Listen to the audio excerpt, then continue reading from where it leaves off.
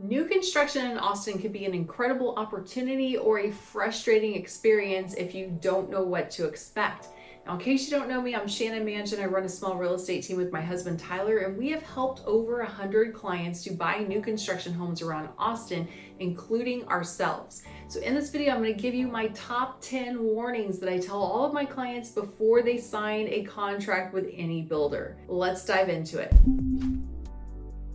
So warning number one is that your earnest money deposit is going to be bigger and it's almost always non-refundable. So if you're new to buying a home in Texas, it's typical that we see about a 1% earnest money deposit when you buy an existing home from a homeowner. So if you're buying $1 million home, that means you put $10,000 down, it's held in title, it's in good faith, and there's a lot of ways that you can back out and get your money back if you're using our standard Texas form. But when you buy new construction, their contract forms have been written by attorneys who work for the builder and protect the builder's best interests. And that includes making your earnest money deposit higher and also non-refundable.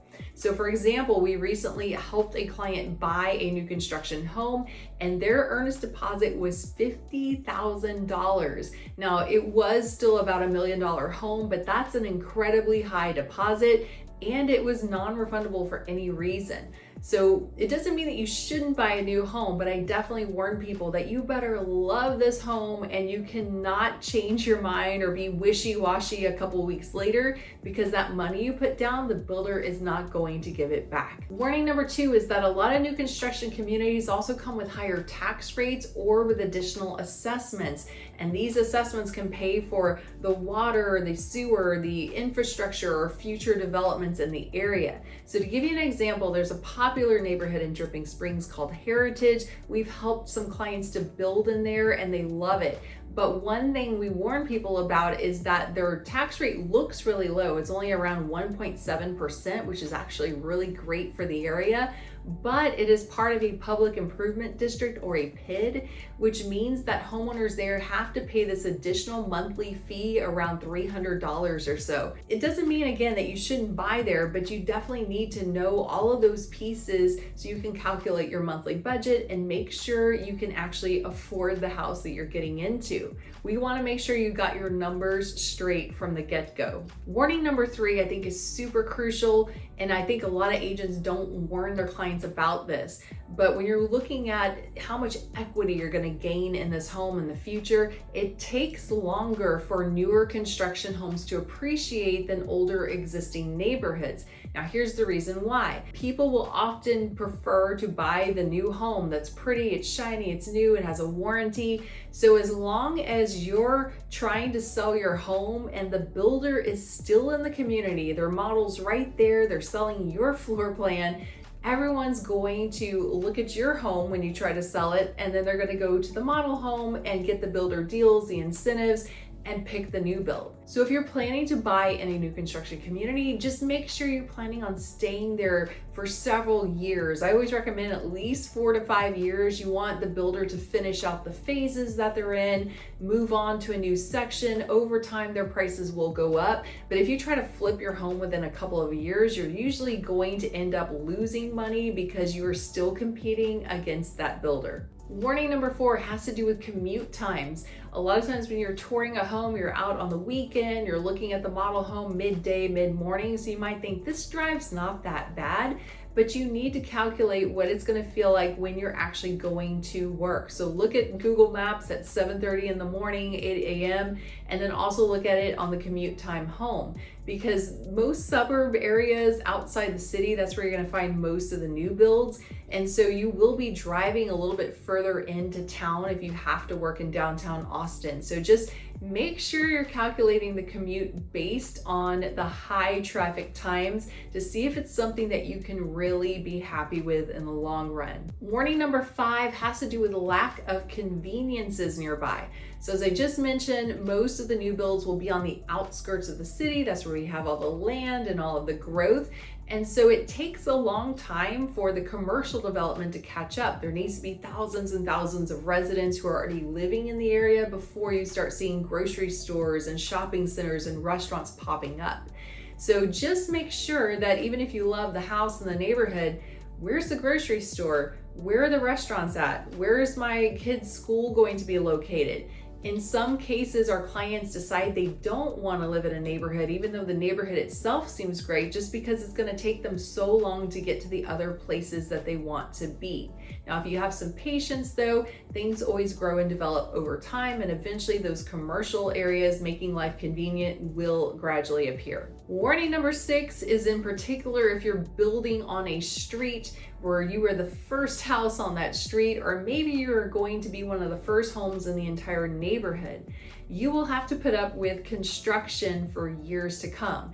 And that could mean people jackhammering in the middle of the day or hammering, on the roof next door. So if you're someone who works from home and you really need to have peace and quiet, you might want to think about the actual lot that you're choosing. Some of our clients prefer finding a street where it's almost completely built. And so by the time they move into their home, they maybe only have a month or two of construction on a nearby neighbor. But if you are building where you're the first house on the block, you might be surrounded by some of that construction noise and traffic for a couple of years. So warning number 7 is something I warn parents about, and this is school boundaries can change as neighborhoods grow and develop. So when you're buying into a new construction area, one of the things you might want to ask is, will there be a neighborhood elementary school in this community? Or is it going to be a smaller community that gets zoned to a different school? Depending on how population changes, just know that the school district can redraw those boundary lines. So maybe you thought your kid was going to go to this elementary school, but then a couple years later, they are now zoned for a different school. It's nothing we can ever promise or guarantee, but you can definitely look at the district's plans. I know in the Lake Travis area and in Dripping Springs, both of those districts are planning a second high school in the near future. So that's something you definitely want to stay up to date with on the district sites to see where these boundaries might be. But again, they have the right to change them as the population and growth changes. Warning number 8 also has to do with unknown future changes. In this case, we're talking about the unknown of what else is going to be built near this home or near this neighborhood.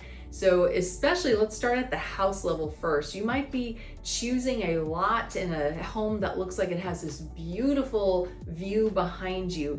And the sales agent might even say this backs to a green belt, meaning you're not going to have a neighbor behind. But the question you want to know is, well, what's going to be built behind that? And in some cases, it could be part of a commercial development. There's actually a super popular neighborhood right now in Dripping Springs called Headwaters, and there's a row of lots on this one street that look like they have this incredible hill country view. But those lots do back up to a future commercial development center. So at some point, you will probably be looking at a parking garage, or maybe where the 18-wheelers are loading up some stores from the backside. So I always warn our clients about that. If you're wanting a protected hill country view, then make sure of what is going to be directly behind that. And then at a higher level, if there's a lot of unzoned land around the neighborhood, it's hard to always tell what's going to go where. Sometimes the sales agent will know, okay, no, this is a commercial spot. So those are just important things to know. Maybe it's multifamily. There's going to be a whole bunch of apartment complexes going in. So just know again that things can change over the years very quickly as things grow and expand, but at least try to get as much information to make sure that this is a location you're going to be happy with and you're happy with the projected developments. We're almost down to the bottom of this list, but warning 9 is that a new home does not mean a perfect home. So just like if you were going to buy an existing older home in an established neighborhood, you need to do an inspection on your home. And we actually recommend multi-inspections if your house is being built from the ground up. So you might do an inspection before the drywall to make sure that the electrical and the plumbing and all the wires and everything look really good. Even though the builders have to do their own inspections and get approval from the county or the city to get the permits, they can still miss something. And so having a third-party inspector go in and point out little things, or maybe they were just a little sloppy or they forgot a step, can definitely save you money and future heartache in the long term, because these things could pop up as issues years later. We also recommend, after you've lived in your home about, let's say 10, 11 months, to do another inspection as well. because a lot of times your new home comes with a full 1-year warranty where everything is covered.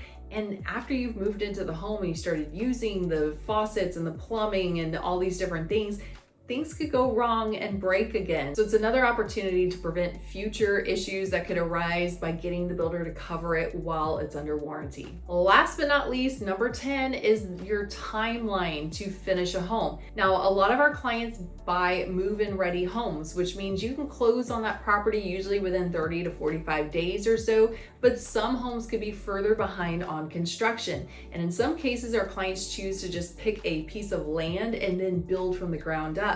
So the builder may say, okay, our homes are taking about 6 months to build right now, but I always warn my clients to err on the side of caution. Let's just add a few more weeks on that, because you never know what could happen. It could rain, heavily while they're trying to pour your slab, so that gets delayed.